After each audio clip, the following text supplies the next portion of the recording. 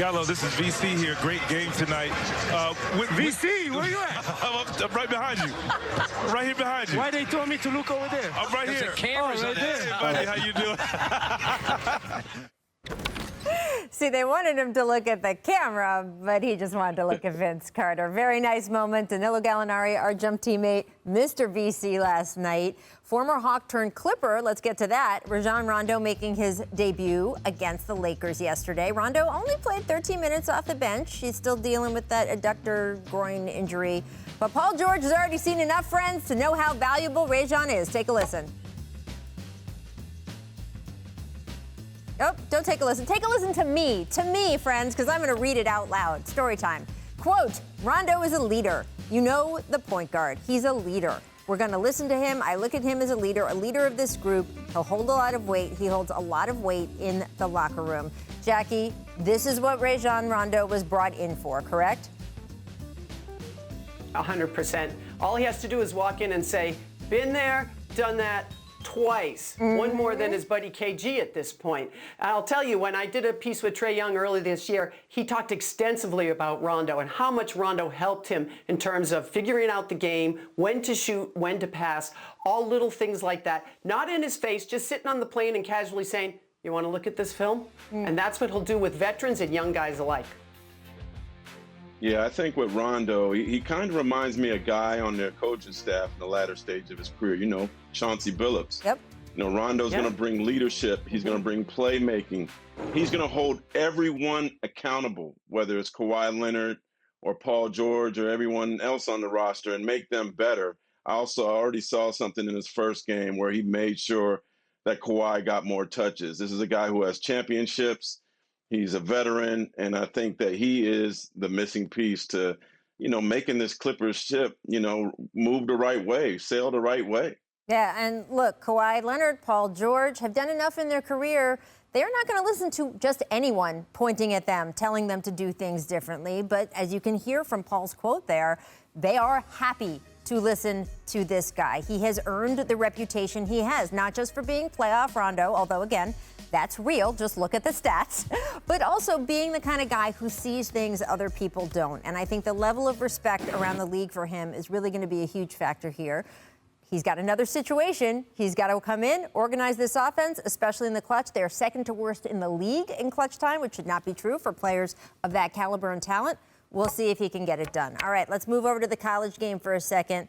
What a game it was in the Final Four nightcap between UCLA and undefeated Gonzaga the other night. Top 5 NBA draft prospect Jalen Suggs dazzling NBA scouts with a block and a dime combo in crunch time. And then, oh yeah, you've seen the highlight, I don't know, 200, 300 times, the game winner, beating the Bruins in overtime. Mark, where do you think his case stands for number 1 pick in the overall NBA draft? Because there's a lot of division on this one. Look, this is no shade on Cade. When Jalen Suggs started this tournament, one GM told me it was about Cade.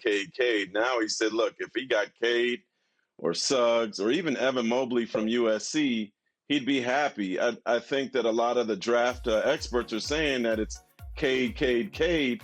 But look, keep an eye on Jalen Green as well.